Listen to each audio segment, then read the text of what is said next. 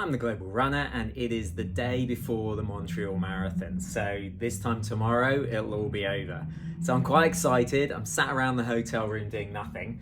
So I thought I would just give an update on the last few days of the taper, what I've been doing the day before the race, go through some race strategy, go through the hydration, go through my goals. So let's get into it. So my last video spoke about my training up until Wednesday, and I arrived in Montreal on Tuesday, had a day off. Wednesday I did a bit of a shakeout run. I was going to do some kilometer reps, but I wasn't feeling good. I then took the next 2 days off completely. Ordinarily I wouldn't do that, but I was really feeling under the weather. I wasn't feeling great, I had a bit of a cold, and I really didn't want to push things unnecessarily. And so Thursday, Friday, I did nothing. And then today I got up and did what is traditionally the worst run of the year. Did a 20-minute jog and then a 3-minute effort just to open up the receptors. Nothing left to do but shut up and get it done. The point at which you got to knock all negativity out of your head. You got to make sure that you're not worried about the weather, you're not worried about the aches, you're not worried about anything else. You just got to go out there and get it done. There are no excuses at this point. Just go and get it done. The day before, I like to have sort of a larger lunch and then not as much in the dinner. I want to make sure everything gets the opportunity to get through me. And I also want to make sure that I'm not bloated when I wake up in the morning. So I like a bigger lunch and a smaller dinner, emphasizing the carbs nowadays, having backed off from the carbs over the last few days. In terms of the race itself, I normally start with the Morton drink, the 320 Morton drink. And I'll carry it in this sort of a flask like this, which I'll sip for the first like 10K, and then I'll throw it away. And then I'll have the Morton gels, and that's what I've been using for the last few marathons. This time around I'm going with something slightly different. I'll be using the Never Second gels. Problem with the Never Second gels is that they're massive. It's going to be hot tomorrow, and so the reason I went with the Never Second gels is they've got significantly more sodium in there. So if I'm sweating, I want more sodium.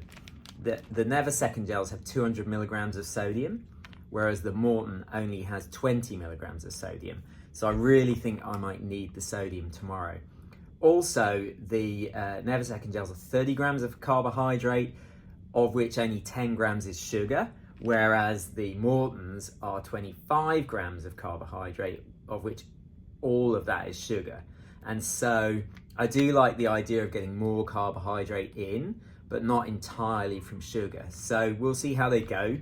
I'm probably not going to mix and match unless the Never Second are not working for me, in which case I've always got the Morton as a backup. Every about 5 to 7K, seeing how I feel, I'm going to have a gel. And so I'm going to start without any caffeine. This is the C30.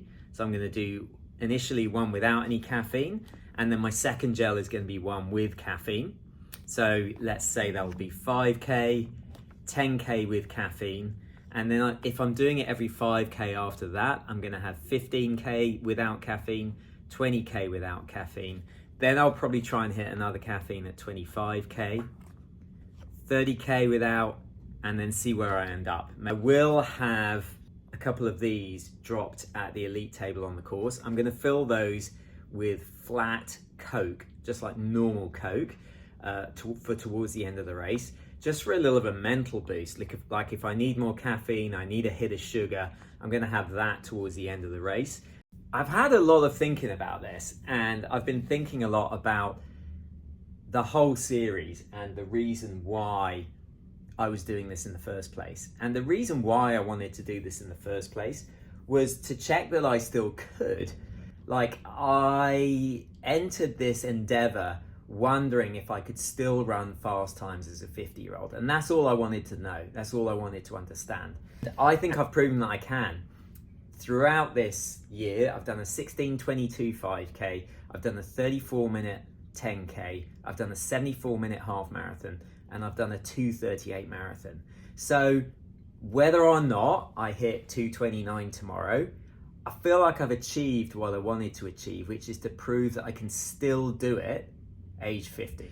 The more I think about tomorrow, I do think 2:29 is an arbitrary number. Can I hit it? Yeah, I think I can. But it's going to take the perfect day, and I don't want to get blinded by the number. I want to run well and I want to race well. And so I think I've tweaked the challenge slightly. While I want to get under 2:30 and while I think I'm going to get under 2:30, I think the challenge now is to be the fastest 50-year-old in the world over the marathon this year. Now, it probably ends up at the same thing as well. Like last year, I was looking at the rankings, and I think the fastest was 2:28. And the same guy ran the Sydney Marathon last week in 2:32.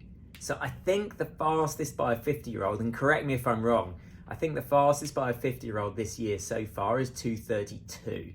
I haven't changed the goal. The A goal is still sub 2:30. The B goal is 2:32.40. And the C goal is sub 2:35. I've had a look at the course and it seems to break down, I think, into 4 different sections.